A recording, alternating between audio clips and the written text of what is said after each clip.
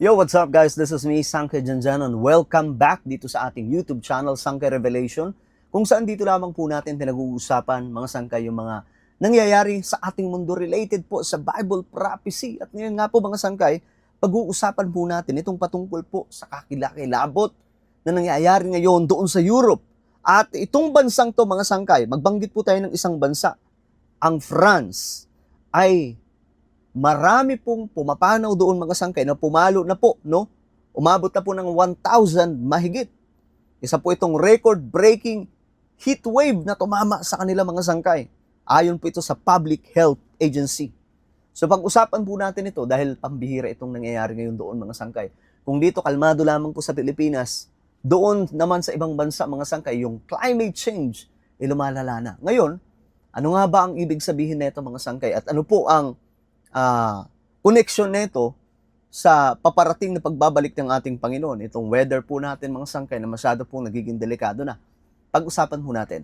Anyway, bago tayo mag-umpisa, sa mga hindi pa po dyan nakakapag-subscribe, kung gusto nyo po na mga ganitong klaseng topic about po sa Biblia, about po sa mga current events na nire-relate po natin tungkol po sa mga propesiya na nakasulat sa Biblia, makikita nyo po yung subscribe button sa baba ng video na to.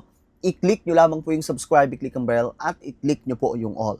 Sa mga nanonood po sa Facebook, i-follow nyo po yung ating Facebook page. Okay. So, mapapansin po natin ngayon mga sangkay sa ating mundo, yung grabe pong pagbabago ng klima.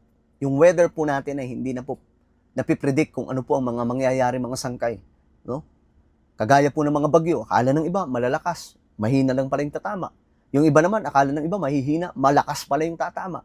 So ngayon mga sangkay, itong weather na ito, na nagkakaroon po ng heat wave sa ibang mga bansa like Europe, bibihira o napaka-imposibleng mangyari na ito.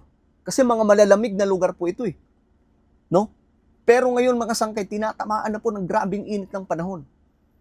Of course, ang paliwanag po dyan ng maraming mga scientists, may climate change, which is totoo naman. Yun yung term nila.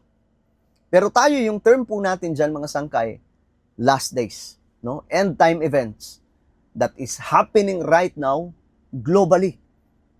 Yung mga senyales na nakasulat sa Bible, inagaganap ng mga sangkay.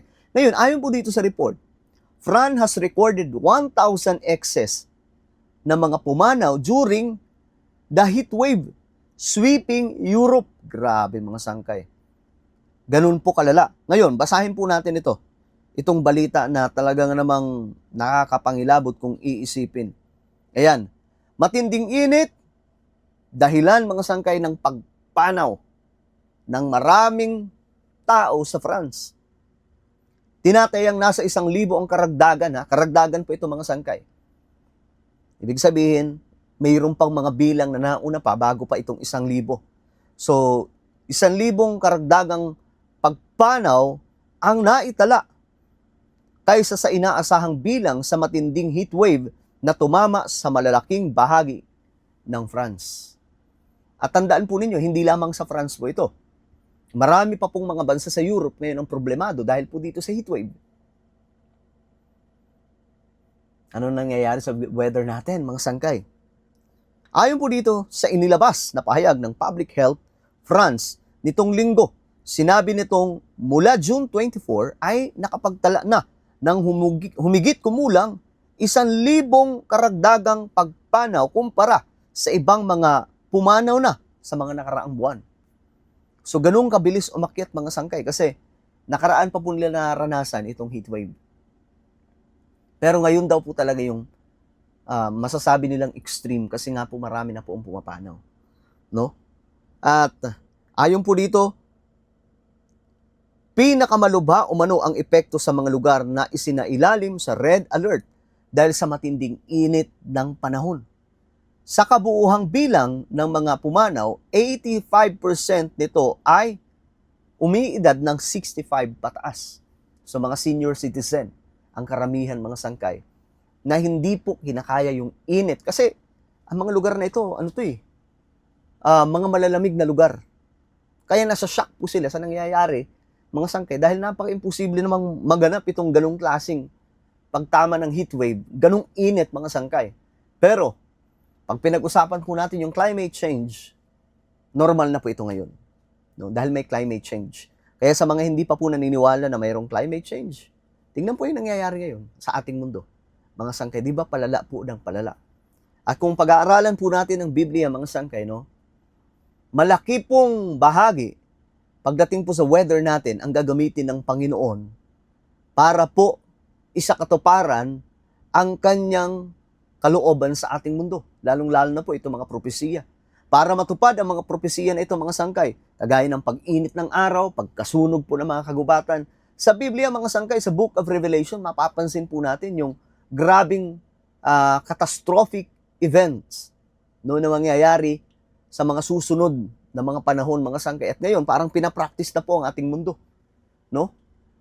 So, malaki ang koneksyon neto sa paparating. Hindi po yung end of the world, kasi ang end of the world, guys, matagal pa po yun.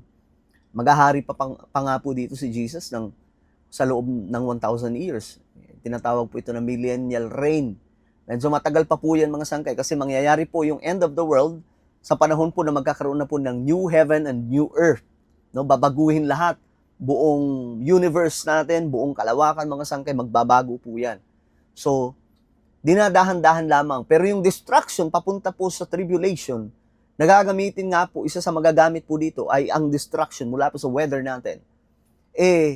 Napapansin na po natin ngayon na mukhang nagtutulay, no? Nagdudugtong na. Kagaya po ng Euphrates River. Sa Bible, mga sangkay, sinasabi po doon na may mga fallen angels na nasa ilalim po ng, nakagapos na po, nakakadena sa Euphrates River. Pero mga sangkay, pakakawalan lamang po sila kapag nangyari na matuyo na po ang buong Euphrates River. Mahalaga pong ilog po yan, mga sangkay, sa Biblia, na kung saan dadaanan po yun ng hindi mabilang na mga sundalo na lalaban po sa Israel para po sa isang Battle of Armageddon. So ngayon, mga sangkay, matutuyo ang Euphrates River. Ngayon, nag-uumpisa na pong matuyo yun. Paunti-unti, mga sangkay, iilang bahagi na lamang po ang merong tubig. At sabi po sa Bible, kapag natuyo na po ito, dito na po mangyayari na matutupad, mga sangkay, ang isa sa propesiya, ang pagkawala, no? Ang pagkalas sa kadena nitong mga fallen angels na nasa Euphrates River. So isa lamang po yan sa mga, kumbaga, masasabi po natin, yes, may climate change, pero nagagamit po ang climate change ng ating Panginoon para po isakatuparan itong mga propesiya na nakasulat po sa Bible. No? Kita niyo, mga sangkay, may climate change. Anong nangyayari? Ang Euphrates River ay bumababa na po yung tubig. Ibig sabihin, malapit na pong matuyo, mga sangkay.